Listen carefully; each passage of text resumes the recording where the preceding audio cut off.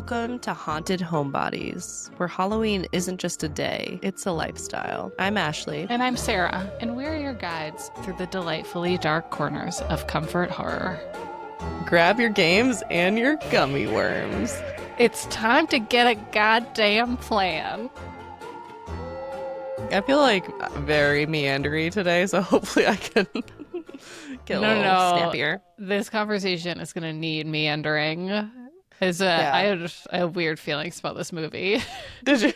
It is weird. Yeah, I think I'm still confused how I feel about it, and I'm hoping to arrive at a stronger emotional conclusion by the end of this episode. Oh my god, like, why do you seem disturbed?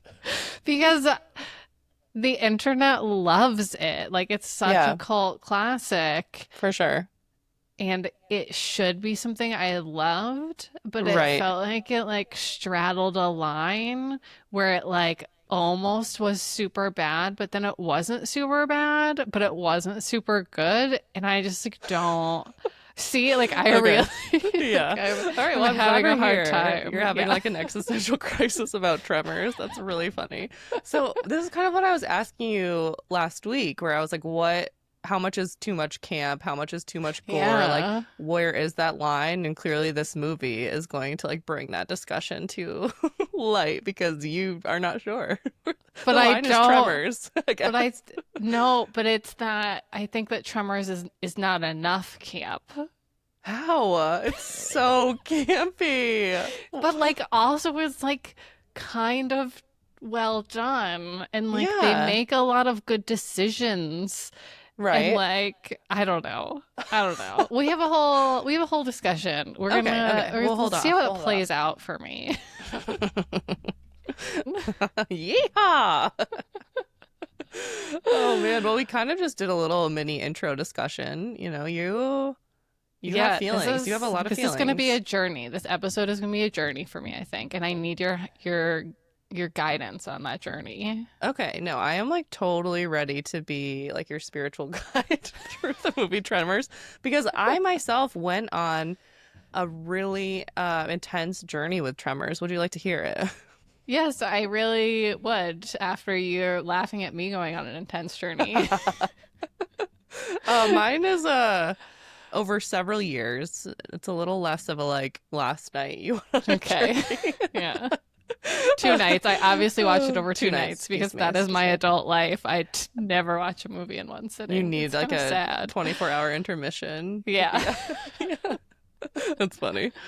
All right. So I don't remember how old I was when this happened, but Tremors is a core trauma memory for me. I went down into the basement where my mom has her little sewing room, and she has a TV, and when we were growing up, she would watch movies down there. So I remember I wasn't going down there to watch it, but I was passing through, and the scene with the boardwalk happened. Yeah. And I thought that was the scariest thing I had ever seen. When you're younger and your brain sees something and it can't process what it's seeing. It was this visceral reaction where I was I am so scared. It's I can still feel that in my body of standing in the basement being what is happening on the screen? And where do those live? And I was so scared. So for years and years and years, I thought Tremors was a really scary movie. This is too disturbing. This is not to be watched, and I ignored its existence. Okay. Then I met Chris, my now husband, and he loves this movie. And I was he's not really a scary movie guy. I don't know. What do you love about this? He's it's just so funny. It's just a really fun movie. And I was what? Fun? Isn't it really scary, really gross? And he's no. We need to watch it if you can't recall. So we watched it. And of course, as an adult, I'm this is absurd. It's silly. The fact that it's a horror movie is a stretch, I would say. I would agree.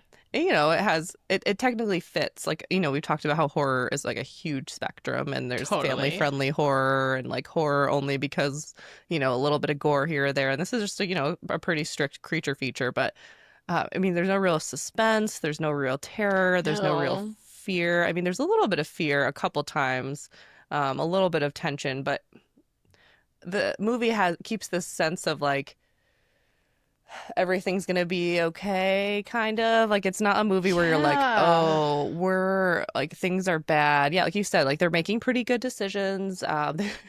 They kind of figure out the rules of like how these Mm-hmm. creatures work and how what we need to do to defeat them.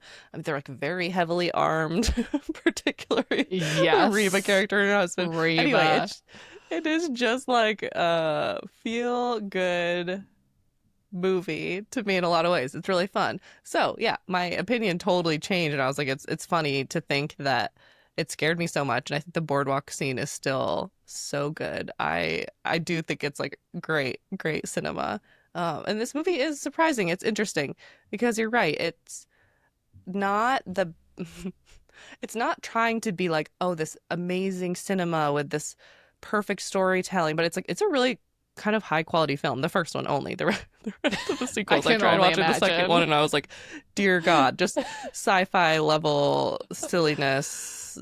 Just they go far into like Sharknado territory Ooh, with the I sequels. kind of want to So watch them. maybe, yeah, maybe you would Okay. like really enjoy that. I don't think we even got through the second one, but and no Kevin Bacon, you know, he's one and done. Yeah.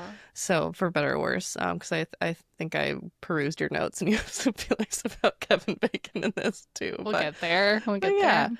yeah, it's a weird film because it straddles that line between like, am I trying to be a good movie? Am I trying to be silly camp? Am I trying to be like over the top, unbelievable? I think it's kind of a little bit of everything, which typically you like. So Yeah. I'm curious to dig in deeper as to like what troubled you. Yep. Well, Well, let's let's introduce. introduce Yeah. it. So, Tremors, the first one, was released on January 19th, 1990. So this film is roughly the same age that we are. Mm-hmm. I've seen it classified as a monster horror and as a horror comedy. Those feel right to me. It's Yeah. our first creature feature, Mm-hmm. which is really exciting. We have a lot more to come. Yes.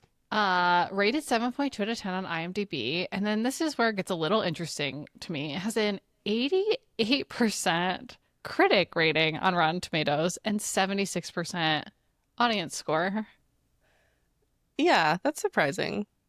The critic one, Right. I mean, it is pretty good. It's a I pretty good movie. guess. I don't But it's not know. like that good. I don't No. know.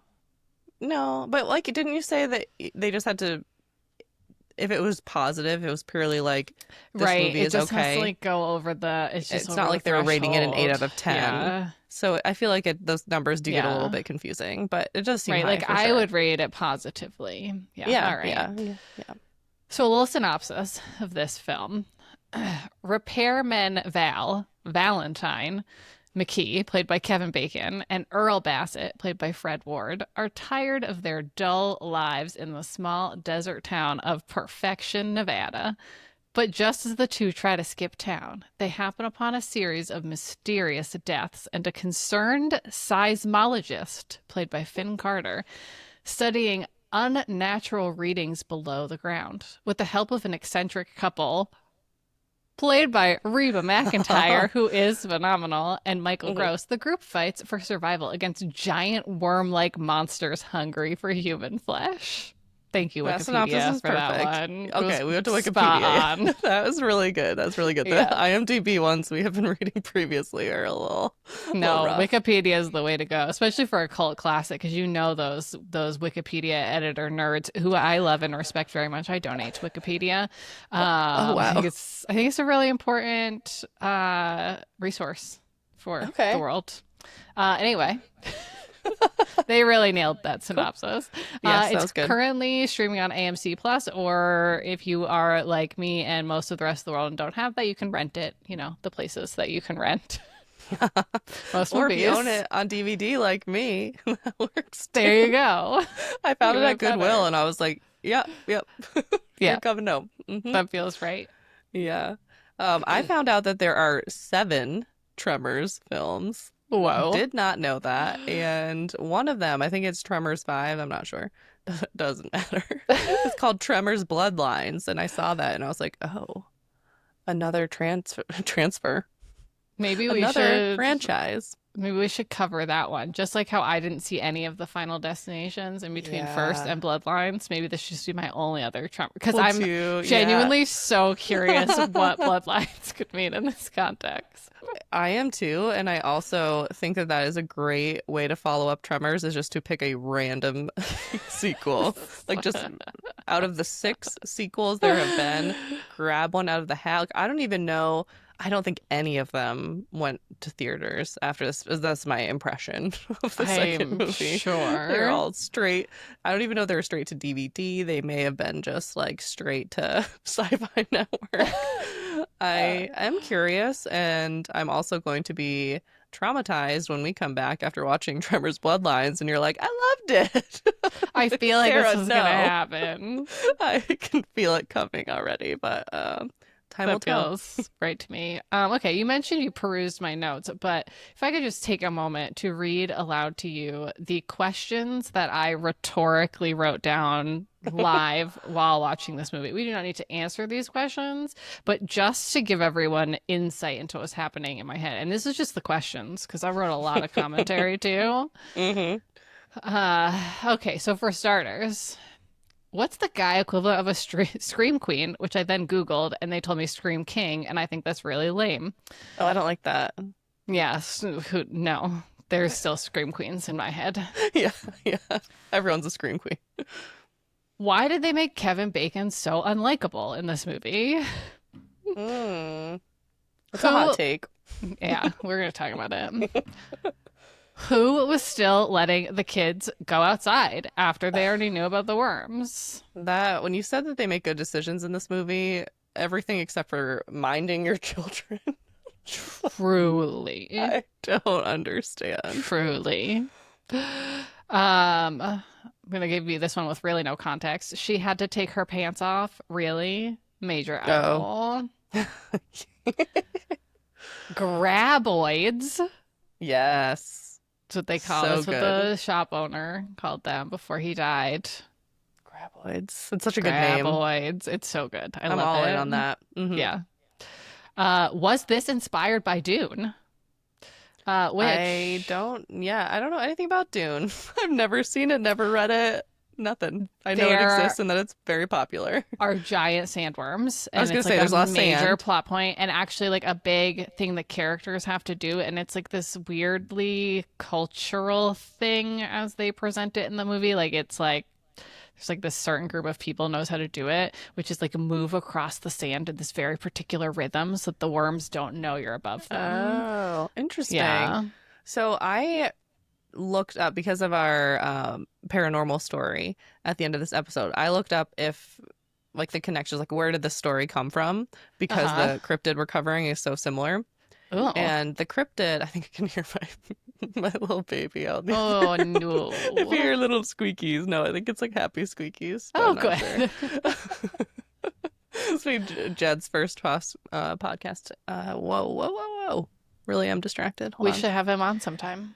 We should. He has the cutest voice. Oh my gosh. Oh, it would be so cute. Anyway, I was looking up where the story came from, and the director, from what I read, the director was somewhere.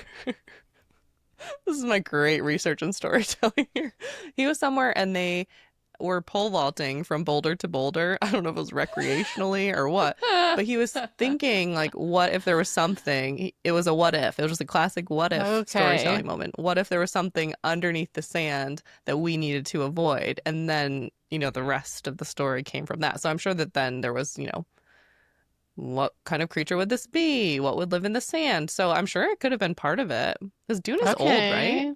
Book? The book is pretty old, and apparently like what is widely accepted by fans online is that like it's all part of the same universe now. That's canon for a lot of people, which I think is very funny. Interesting, because isn't Dune like Yeah. an epic kind of sci-fi Takes fantasy? place on like all these other planets. Yeah. Yeah, This is absolutely. in Nevada. Yeah, but like we don't know where they came from, right? Like they don't explain the Oh, origin of the okay. Graboids, so I think that's part of it. Okay. Whatever. Yeah, I'm into it. which I will touch on how they discuss the origin when we get to our science talk today. Anyway, I Our had one science last beat. question. One Okay. last question I wrote down. Mhm. So the cliff peeing scene from the beginning was foreshadowing. It is a choice to have an opening scene be urination. It's a Not choice. only urination, so he's peeing off the side of this cliff, Kevin Bacon is, and then as he's walking away, they're like trying to make him kind of gross, and he's like picking a Yeah. wedgie. Yeah, he's pretty gross, but I think he's got a pretty good arc. But should we talk about Kevin Bacon now or should we hold off? Let's talk about Kevin Bacon now. Okay. And I I agree, mean, he has a good arc. He he does. does. Well, because he I feel like they do establish him. Like it's very obvious that he's supposed to be gross because they're also driving Yeah. up to try to find the seismologist. And he's Yes. like being very like, I hope she's hot, basically, in all these creative ways. And then they drive up and she's got on like kind of a frumpy-ish outfit, a bucket hat, and has sunscreen on her nose. And it's Classic. Yeah. very comically done. I mean, she's beautiful, but he's just like, Yeah. she's not putting it all out there the way that, that he wanted to. And Mm-hmm. yeah, he seems just like a kind of a gross jerk at the beginning, but then has this nice evolution. And I find him pretty likable throughout kind of the remainder of the movie. Like at the beginning, I'm like, ugh. And then he kind of steps up and, grows up overnight. All he needs is some deadly worms and he becomes a hero. I will give you that. Like especially at the end when the iconic line I've learned this is an iconic line when he goes, "I've got a goddamn plan," which is a callback from the beginning of the movie when he's giving his friend a hard time for her always needing a plan. It's like a insight into my own marriage. I am the planner. I Yeah. like to have a plan. But I feel like before that, I don't know, his accent made me feel like my ears were bleeding. He's still like I think he's likable, but he's not like swoon worthy. I find I Earl a found little bit him. swoon worthy. Oh, I also find Earl a little Earl swoon-worthy. did not have an arc. I was just like on board with Earl for the whole thing. He's just 100%. so sweet. He's right about everything. Yeah. He's so calm. He's so kind. He's just I love Earl. He treats Kevin Bacon like an annoying little brother. Yeah, which he Yeah. clearly is. Yeah. Earl's great. I am totally on board with Earl. They didn't make him sound like a complete idiot. Right. I wasn't feeling Val.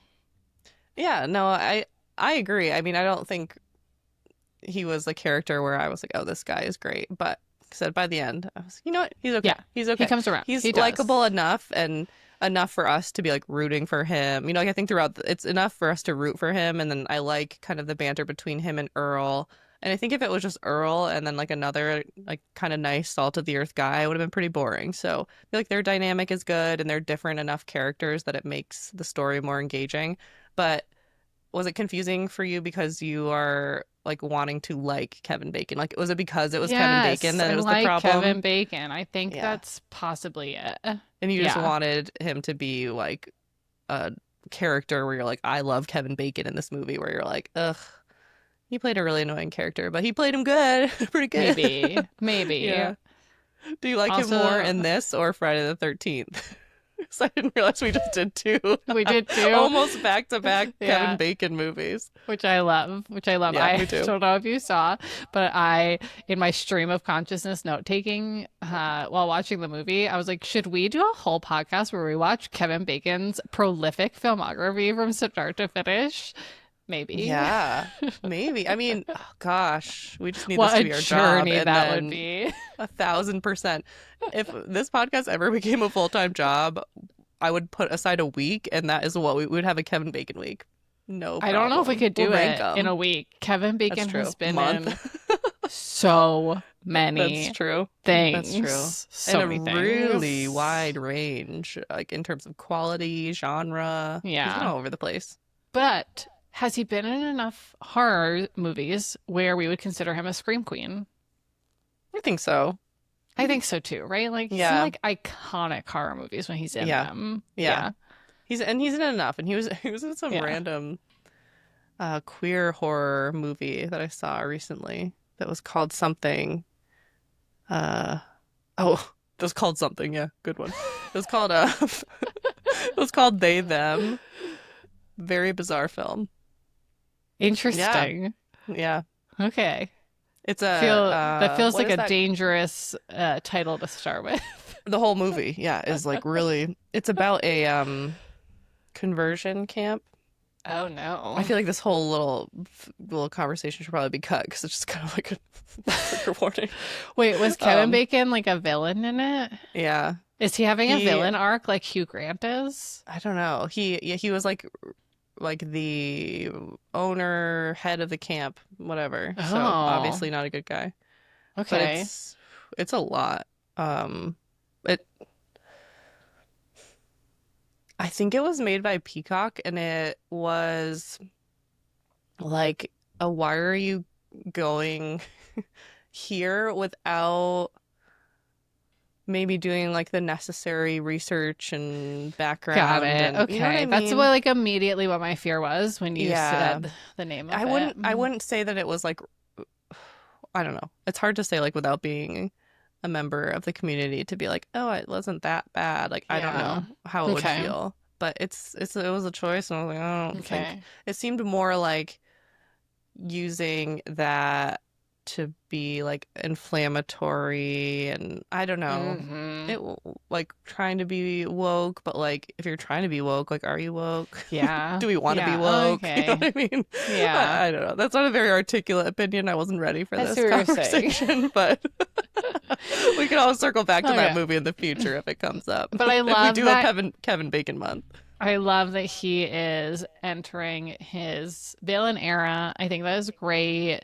And he's still in so many things. Spoiler alert, if you have not yet watched the show Sirens, I have not. skip forward 2 minutes and I'm going to spoil it for Ashley because I don't think that's a show Oh you're going to no, watch. probably not. No. I trust your judgment. Um, so Kevin Bacon is in it. It's just a 5-part miniseries, and he plays this billionaire, but he's like this really, really nice guy. Like he knows like the names of the kids of all of the people who work for him, like his chef and stuff like that. And he's so nice, and the whole time I'm like, you're gonna turn out to be a sleaze, aren't you?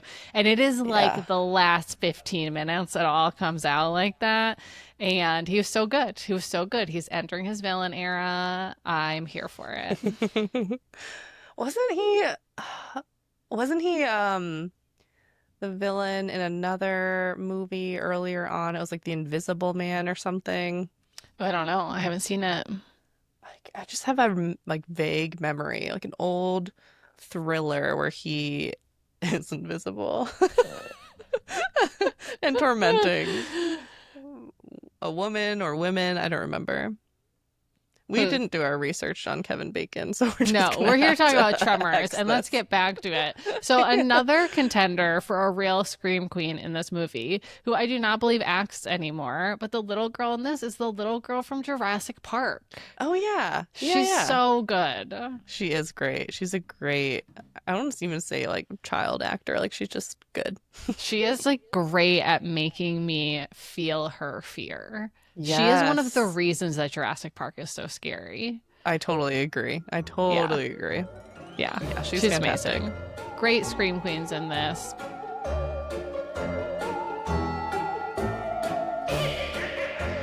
Uh let's talk about the science. Can we talk about the science for a second? Because I'm gonna come up from here.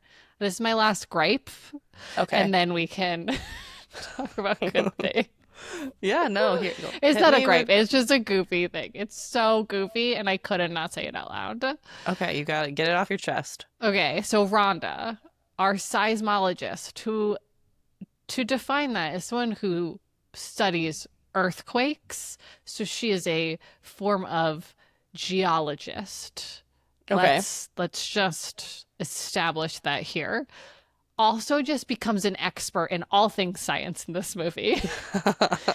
And there's this one line where they're stuck on a rock and they're trying to figure out where these worms come from. And she's like, very definitively, first of all, says, well, they're not in the fossil record. How in the world would you know that? And then she goes, which makes them billions of years old. Which is not how the fossil record works. That's not how biology or evolution or anything works. And it killed me. It was too much for me. Is this something you learned like as an anthro major? No. Or just like, okay. This is just I mean, me, like, just like having like a base level understanding. Like, just because there's so many things that have lived and died that aren't in our fossil record because we haven't found them or because they weren't preserved. Okay, yeah, I don't even know what the fossil record is, but I think we've had this conversation before where it's really funny because I do the same thing, where if something isn't fair, this is, I think I'm using language from the movie Misery, like we want a story to be unbelievable just to the point of like it still needs to be fair. Like we can't just have something that totally doesn't make sense because it snaps us out of that like suspending our disbelief. But it's really funny because like you will fully accept that like there are graboids they're eating people. Yeah. But you are like and we don't know where they come from, but not because of what she said. She is a seismologist. Okay, they should have made her a paleontologist, which may have been like a little bit too like Jurassic Park. Although Jurassic Park came out after this, but the book would have come out before this. Anyway, they should have made her a paleontologist. This is the second movie in a row in which I have that has a character. Second movie in a row I have watched that has a character that is a seismologist for literally one reason, and that is to have one scene where they have an instrument that shows the ground is shaking. I kind of like that though. She should have been, here's what she really should have been. She should have been a double PhD seismologist and paleontologist, and then that would have explained why she knows everything. And that I would have totally believed because she's, was supposed to be this really smart, elevated character in contrast to Kevin Bacon's buffoonery, but also like creativity and a little bit of, what's the word when you're like kind of brave? I don't know. It's not coming to me because it's not very Kevin Bacon-y in this movie. I'm like, scrawny? I don't know. He is very scrawny in this movie. He is. So anyway, that is my gripe. With that being said, Rhonda is amazing. Love the her. Girls in this movie are like some of the best horror film girls I've ever seen. I agree. They really nailed the female characters. Like Kevin Bacon is the annoying chick, character. Like usually that is like he has that bravado. That's the word.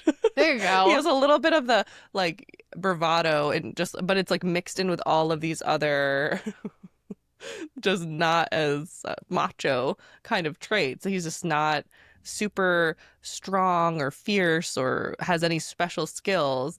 So he's just kind of like, I don't know, like usually we're complaining about, oh, like, they have all these really fun, well-rounded male characters and then this like token female, where I feel like the female characters were really well-rounded. I feel like a lot of the characters were really well-rounded, even though we didn't get to spend a ton of time or dialogue with them. They still had fun enough quirks, and were pretty consistent that I really enjoyed the community of characters. They're so fun. Yeah, the whole community was great. Rhonda was so capable. Besides that one scene where they came up with an excuse to make her take her pants off, she is like dressed like a scientist, like a seismologist out in the Nevada desert would be.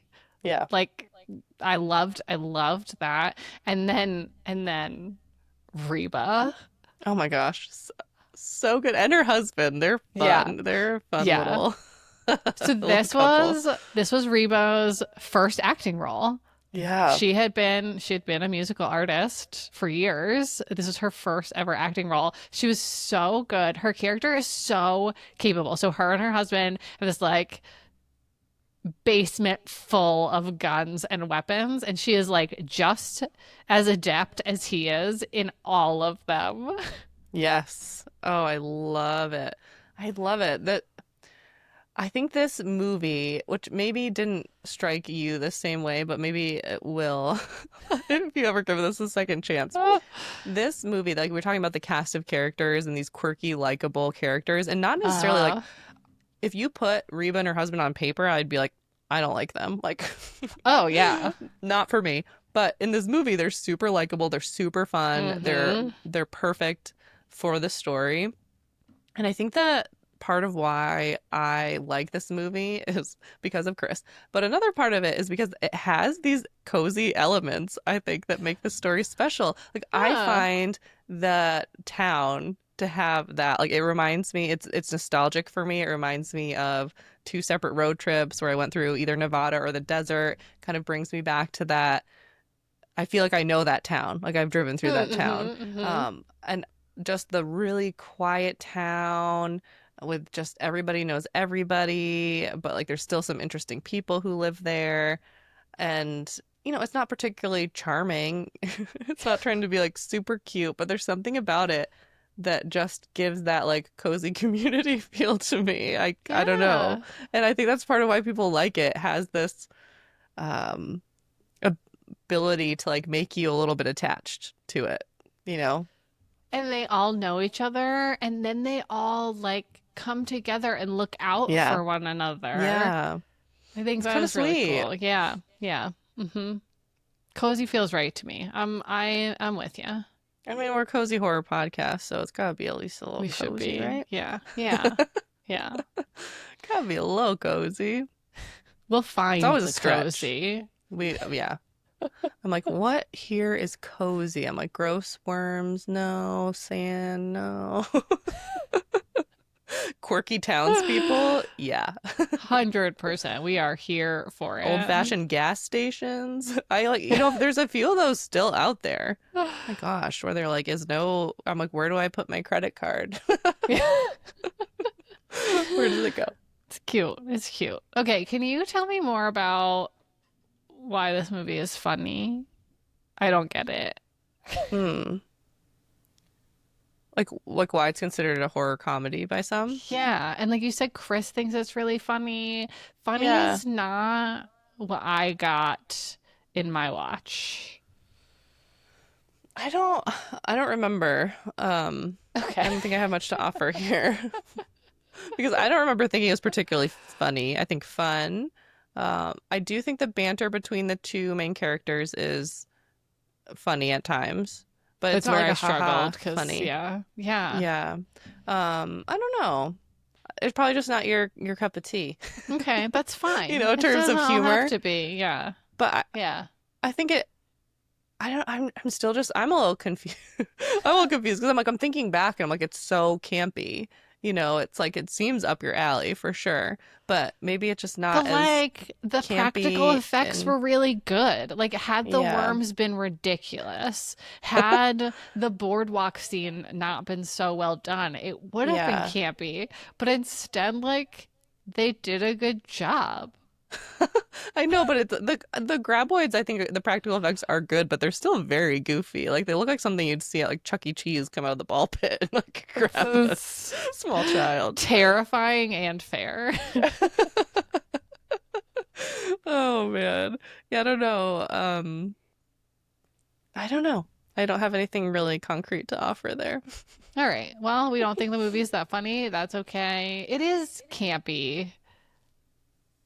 Oh no, I just can't. It's okay. It's okay. It's not my favorite movie, and that's fine. It's because they do too good a job. Yeah, I'm learning more about you as we go. You're complex. It's nuanced, you know? Yeah, it's I'm learning the nuanced. nuance to Yeah. your taste. Like do Hmm. you want it to be like Sharknado? Yeah. Like all I the want it to time? be so like Sharknado is ridiculous camp, but it can Right. also be like over the top camp, like the gore in Final Destination Bloodlines. Yes. Like Yeah. like it's that over the top, which isn't like as I mean, it was still pretty ridiculous, but it's not Sharknado ridiculous. Like there's got Right. to be that over the topness for me. Okay. Yeah. Okay. This was like this movie was very grounded. I think that's how I feel Yeah. about it. It was very it was a well-told story. They had subtle foreshadowing in the first scene. He's peeing off that cliff, and I assume it's because it's a bad movie and that is the Right. choice they have made. But then you find out at the end it ties into Kevin Bacon making this genius plan to lure a worm to the cliff and burrow out the sides so that it splats on the ground hundreds of feet below. Yeah. There's the foreshadowing of like them arguing about how Earl likes to make a plan and Val doesn't. And then at the end, Val has got a goddamn plan. Like it's I am it's like not dying campy, inside right it's well now. done. I'm dying right now that you're like, I did not like this. It was good. Like, I'm so upset. This was a quality movie. This is not what I was told to expect. Maybe I'm that's out. it. Maybe I was expecting more camp. Yeah. I I think don't your know. expectations maybe ruined it, but that is Yeah. really funny that your critique is like, it's too damn good. I think you liked it. I think expectations ruined this for you. Yeah. I did not dislike it. I did not like I wasn't bored most of the No. time. Right. It's pretty good. I wasn't like, oh God, I just wasted an hour and a half. Like I liked it.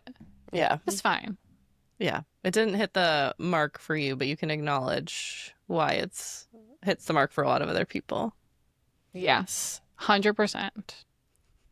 Do you have any last thoughts on this before I transition to an explanation of why today's game has been canceled? Is it raining?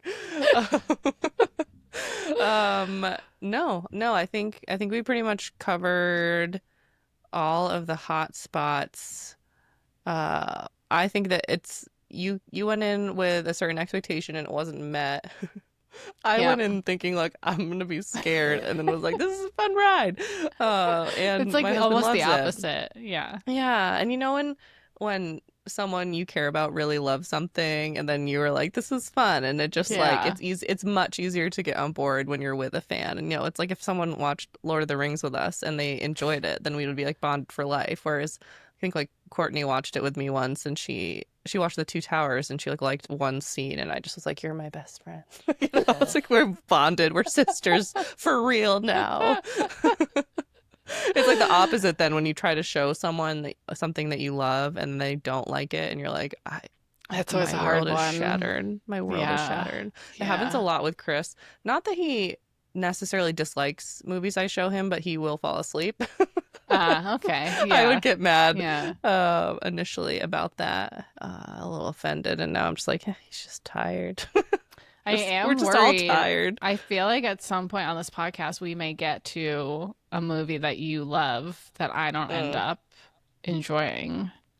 We'll see. Yeah, I mean, I think we've already had enough of that. Like, you weren't over the moon about Murder, She Wrote, and so I was like, well, the podcast is canceled and we're no longer friends. This episode never Did I not happened. say that out loud? Yeah.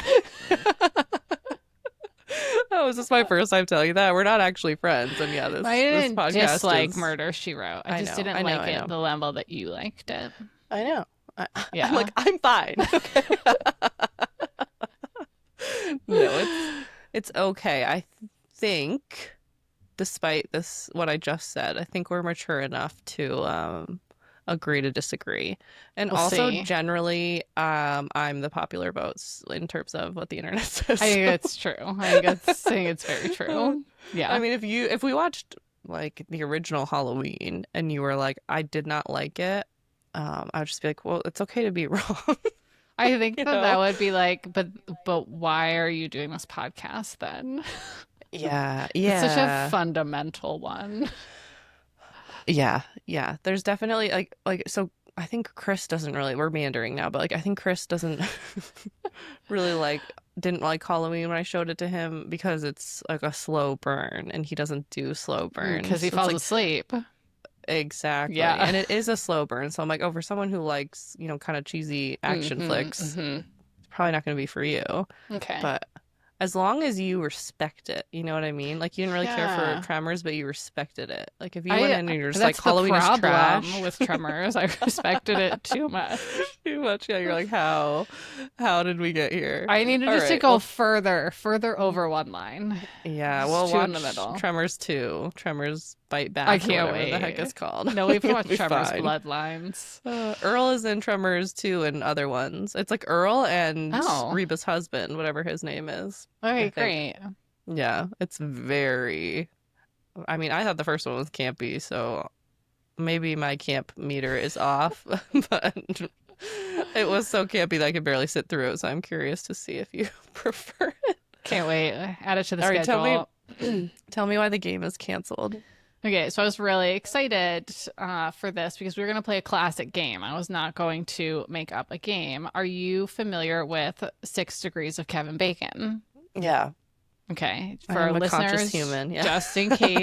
just in case, Kevin Bacon is such a prolific actor that this game slash system was basically created to say, like, basically any other actor can be tied back to Kevin Bacon in 6 degrees or less. So if there is a movie that Ashley Drake is in, and then Ashley is in a movie with me, and then I am in a movie with Cinnamon, and Cinnamon, the dog, is in a movie with Kevin Bacon.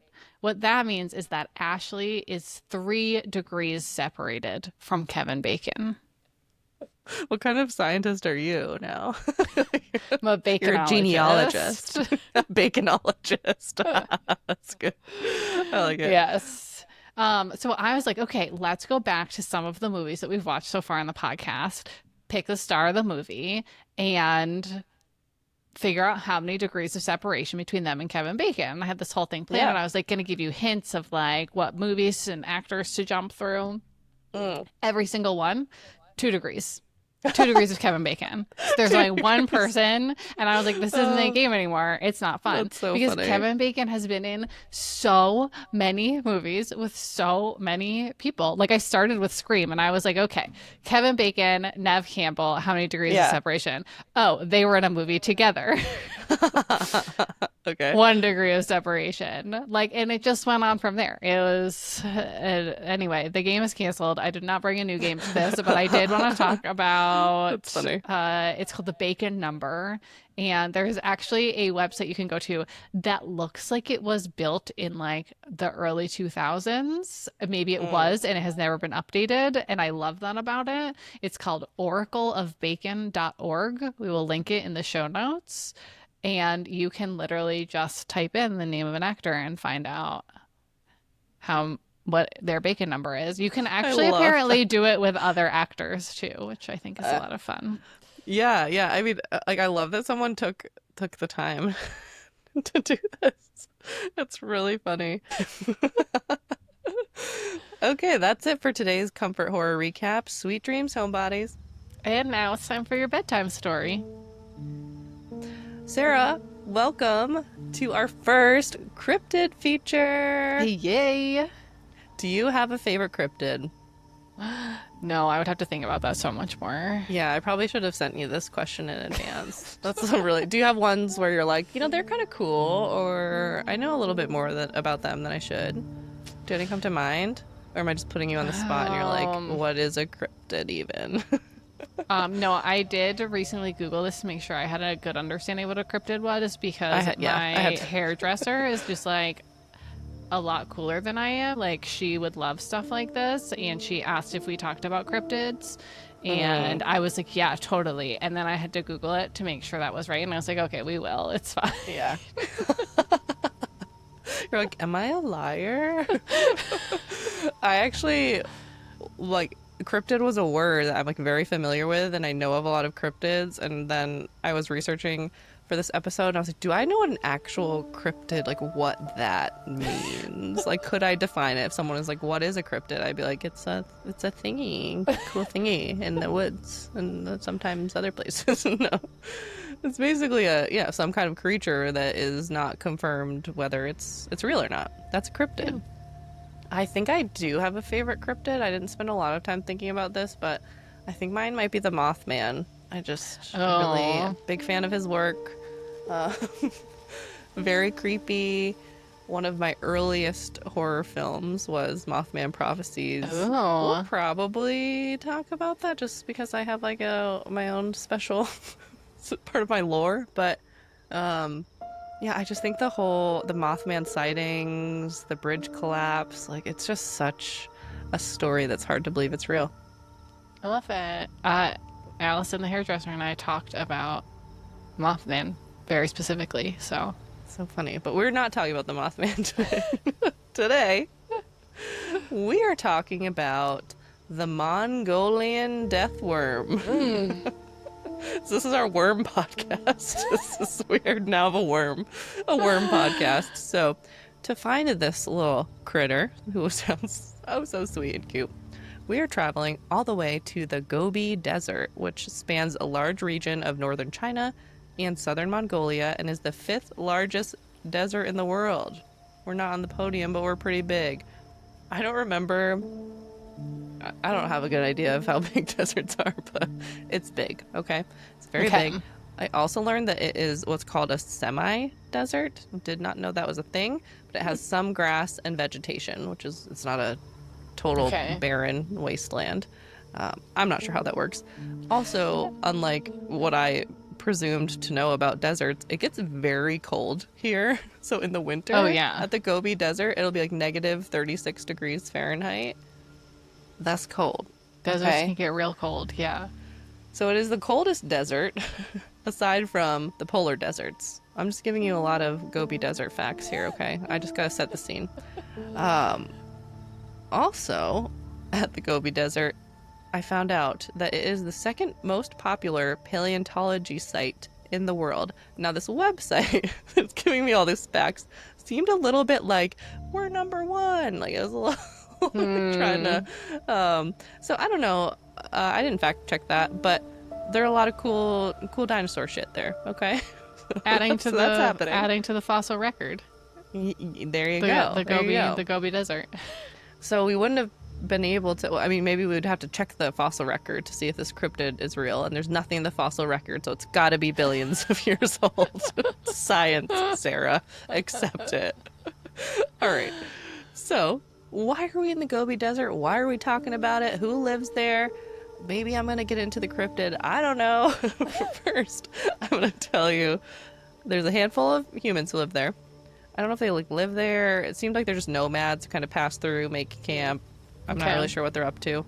But, it's not so barren, like I said, that things can't exist. So there's a lot of other creatures roaming around the Gobi Desert. We've got wolves, foxes, golden eagles, gazelles, many others. There also is something called a marbled polecat. And I was like, what the heck is that? I need to know. I bet it's cute. And guess what it is? I'm going to show you. Please do. Oh my god, that's adorable. It's like a Oreo flavored ferret. Oh my god, that's fluffy ears. Yeah. Ugh. Adorable. Wow. Okay, so that lives there. Okay. Marbled polecat. I'd like one. I would too, actually. If you see you'll have to look at other pictures of it. Just I obviously already am. Yeah. You feel like I'm pulling up a Google tab here. Yeah. So in the Gobi Desert, interestingly, there's several endangered species like the snow leopard, and there's actually an extinct type of bear known as the Gobi bear. There's only 30 left, and they're all in the Gobi Desert. Wow. Yeah, I know. It's so interesting, and they're cute. They just look like kind of Dusty bears. But it's Makes so sense. interesting that something is extinct but also still exists. That was Huh. interesting to learn because there's a threshold. It's like if you're Yeah, there below a must be certain a... number. Yeah, okay. I mean, yeah, 30 is not a lot to, No. and I'm sure, I mean, that number may have changed. I don't know how up to date that website is, but hopefully the Gobi bears are still out there. They're cute. I know. But they're struggling. Okay, so I haven't told you a thing about this cryptid. We've got snow No, leopards. but I do feel like I'm watching a nature show right now, which is Yeah, a pastime of mine. I did a mini nature documentary to bring us into the scene here. So we've got the snow leopards, we've got the last of the Gobi bears, we've got the dinosaur fossils, we've got views that stretch for miles. And then there's something else that is said to inhabit the Gobi Desert. But this creature lives underground. Underneath the sands of the Gobi Desert is said to be a creature, large, worm-like, and deadly. This creature is known as the Mongolian Death Worm. Okay, this thing looks exactly as you would expect. I'll just have you do a quick little Google of just pictures because there's just, it's all art and renditions. So I just want you to kind of take it in as a whole because there's no one picture that captures this little fella. Oh, you're right. They are very different. Yeah. Okay. Partially because it's a cryptid. Like, we don't really know what it looks like, if it's real or not. You be the judge. Anyway, in his book, The Unexplained, an illustrated guide to the world's paranormal mysteries, I feel like I want to buy this book, author Carl Schuker describes the Mongolian death worm. Here is the quote. It is said to resemble a large fat worm up to 1 meter. It's about 3 feet for us U.S. Americans. Long and dark red in color with spike-like projections at both ends. Oh. Yuccas. Kind of yuccas, Yeah. So if you're thinking, this is kind of sounding familiar, like, is this not a graboid, basically? Yeah. It's said that possibly the Mongolian death worm was part of the inspiration for the Graboids and Tremors. Okay. I think it seems like if you were to Google large man-eating worm, this would quickly come across your desk. So I'm sure it was part of the developmental process of that film. Yes. And similar to the Graboids, if you come across the Mongolian death worm out in the wild, you are going to want to head for higher ground and fast. Locals are very afraid of this thing, and for good reason, because according to legend, this oversized grub is a bit of a killing machine. Its favorite meal, humans, although it is said to eat a lot of livestock too. Okay, and local lore tells that it kills you by spewing a highly corrosive and poisonous yellow venom on you. You're just That's such a terrible way to go. You turn to, you're just like, your skin, everything just goes. And then, I don't know, like, that doesn't seem like a great way to eat something that's just, like, fully corroded. But that's what they say to do. If you're not close enough, it's also said to be able to send an electric shock to stun you and get you that way. So this thing has got skills, okay? Yeah. Is it real, though? Basically, all the evidence, or lack thereof, is pointing to no. There's no photographic proof, there's no physical evidence on the record, but what there is just loads and loads and loads of eyewitness accounts. Oh. So many people saying they have seen the Mongolian death worm. But survived. Well, yeah, if they're an eyewitness. Right? Yeah. Yeah. So, I mean, I couldn't find there's a sheer number of eyewitness accounts.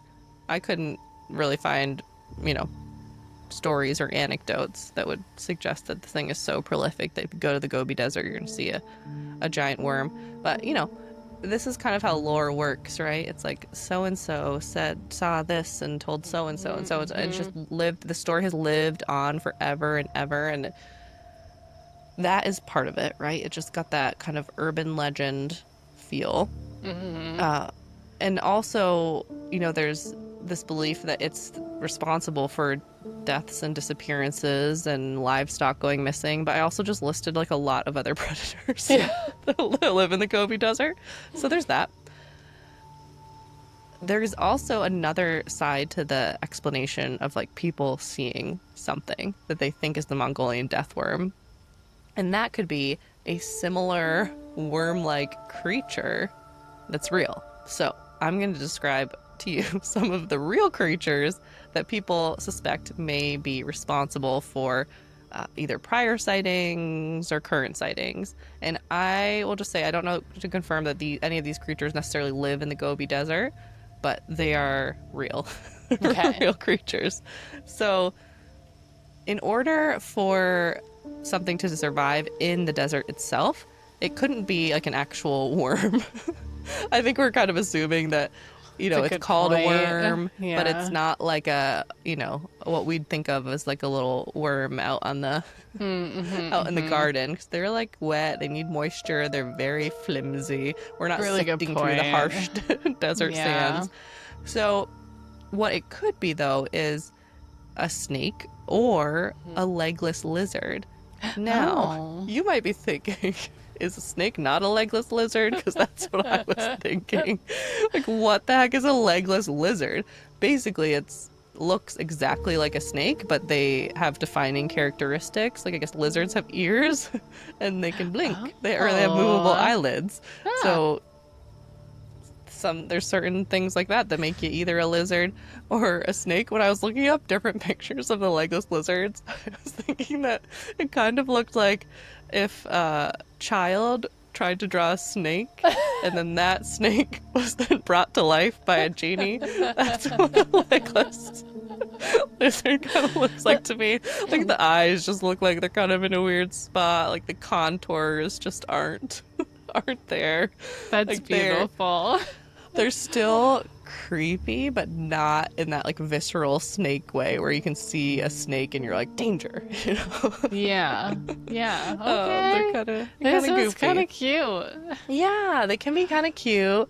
Some of them do certainly look intimidating. If you saw that, like, and it's like it came because these like literally can come out of like the sand. Like you're not expecting to just see this like thick snake-like thing burrowing in and out of the sand. They do really look like lizard-like, some of the types. Yeah. So you could see. Yeah, that little guy could have looks legs. more. Yeah. Okay. More like a snake, but it's different. I see what you're saying. Yeah. They're weird. They're weird. I didn't know that they existed. So, according to my hot resources today, I'm like Wikipedia, tourist sites, and the Guinness Book of World Records. Guinness Book of World Records is, not hard and true necessarily, but they do check things, right? So if it's in there, they've checked it personally, right? So the longest legless lizard was measured at 4.43 feet long. So there could potentially be one of these fellas in the desert looking like a big Mongolian death worm. Okay. One other possibility they came across was that a long, long time ago, not quite a billion years ago, but billions of years ago, 47, it was millions of years ago though, 47 million years ago, there's a type of worm lizard that was discovered to live in Tunisia, and that was roughly 3 feet in length. So basically the thought is that either this ancient worm lizard was seen and then the lore began, and then it just was such prolific lore, and potentially this worm lizard that I'm talking about, this prehistoric worm lizard, was like, it would like crush things, like it would crush like eggs and like hard like things. Probably you could see it just like, like a small person, it could grab you and squish you. So you can see how this lore could start. Think of how many absolutely terrifying things like megalodons that like were real, and that maybe extended into long enough like human storytelling years, and then it created this like sense of something creepy, large, and man-eating still being bad. I don't even know, like, Like when describing the worm, he's like 3 feet long. It seems like kind of little, but whatever. Anyway, scary enough. He shoots yellow goo and you dissolve. Yeah, that's all. That's not gonna survive in the fossil record. Right. So I don't know. It was kind of. I was expecting to find a little bit more. I didn't go too deep. Trying to find individual stories about the worm, but maybe he's out there, maybe he's not. But if you're ever in the Gobi Desert and you see something rustling up to you in the sand, I wouldn't wait around to find out. No. I'd be out of there. That's it. That's all I got for you. Thank you for this nature documentary to close our episode. It was beautiful. This little creature. It was all about the creatures today. Yeah, our first creature feature. So what are we talking about next week? Sara, next week we'll be doing another fun new segment that we're calling Little Terror, which is basically similar to all of our other episodes, but kind of a bite-sized version, if you will. And for our first Little Terror, we'll be talking about the greatest episode of Boy Meets World of all time, titled And Then There Was Sean. I don't think I'm being dramatic about that. It's definitely the best episode. Hands down. Yeah, it's peak. So see us over there. Okay, bye. Bye. Thanks for listening to another episode of Haunted Homebodies. Make sure you like and subscribe wherever you listen to podcasts. And remember, when in doubt, just stay home.